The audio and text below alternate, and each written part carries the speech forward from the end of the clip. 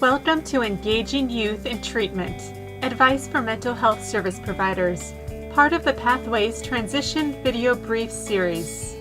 In this Pathways Transition Training Video Brief, Dr. Ajit Jetmalani, Director of Child and Adolescent Psychiatry at Oregon Health and Sciences University, and Martin Rafferty, CEO of Youth Era, recommend treating youth with respect, tuning into their messages, engaging young people in shared exploration of their challenges and strengths, and partnering with youth to generate ideas about options. Finally, the presenters suggest allowing young people's hopes and dreams to guide your work together. When a young person comes to my office, I try and maintain my vocal tone, facial expressions, and general attitude towards them as I would with an adult, even with a 14-year-old. And the reason I do that is that young people are exquisitely aware when they're being patronized, when they're being talked down to. And if you want somebody to shut you off and be thinking about something else, treat them as though they are not an adult. They will not take you seriously. I think it is a matter of really staying attuned in the interview to the messages that the person that you're interviewing is giving you. And if they seem to be checking out and bored, get off your soapbox, whatever the spiel is that you're giving at that moment, and just check in and say, hey, I'm just wanting to check in. How's this going for you? How's this meeting going for you? The difference between adult consumers and the youth consumers is that the adult consumers, more of the time, are completely consulted.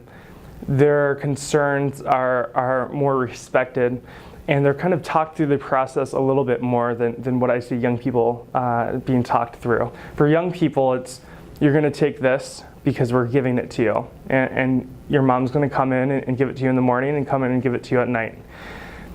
And sometimes no one is even asking the questions about what side effects are going to mean for the young person, or taking into account the young person's feelings about those side effects. With adults, they get to choose, okay, I have this mental illness and it's affecting my life. And on the other hand, these medications are going to give me these side effects. What's more important to me? Meeting the needs of my mental illness or having these side effects? And they get to choose. But with youth, it doesn't happen like that. We are always looking at what we think is best. And when we fail to consult them, I think a lot of times they're going to choose the side effects just like the adults do. But when you don't consult them, they feel like they don't have any control. And then they start to reject the whole system. And when they're 18, they leave it. And they leave the medications, and they leave the treatment, and they come back through hospitals, through jail. They come back in a really bad place because they were never even consulted, not really consulted. What I use oftentimes with youth is a shared exploration in order to make a shared decision. We're exploring together what the challenges are that that person is facing, so that together we can make a decision about it.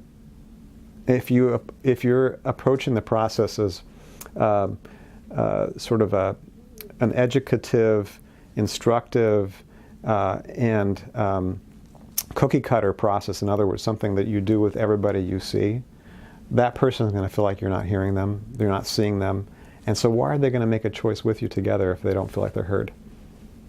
One of the things that I think is oftentimes missing in the way we approach youth who present with the challenge is that in order for people to feel a sense of hope about their future, there needs to be something in their lives that they care about.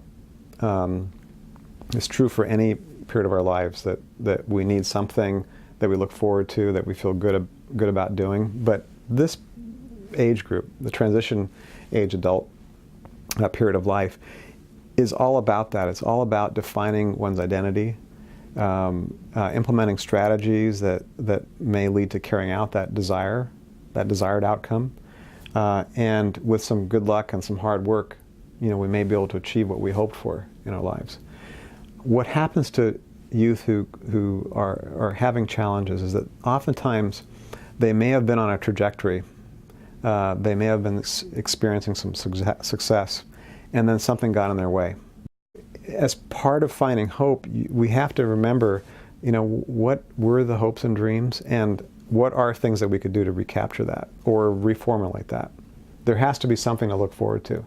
And in order to do that, we have to look at strengths. We tend to think about the challenges and then come up with strategies that ameliorate or remove barriers. But in order to do that effectively, we also have to look at strengths and remind the young person and also the people around them, well, wait, I know you used to be a baseball player. What's gotten in your way? And if that's not what you're interested in, let's figure this out. What are we going to do instead? And that capacity to have success, if that's not part of the strategy or the plan, it actually is unlikely that the person is going to retain the motivation to complete a course of treatment or a course of support. Discussion questions and resources on engaging youth in mental health services can be found through the link on this slide. A live link can be found on the YouTube channel description of this video brief. We'd like to acknowledge support from the National Institute of Disability, Independent Living, and Rehabilitation Research, and the Center for Mental Health Services, Substance Abuse and Mental Health Services Administration.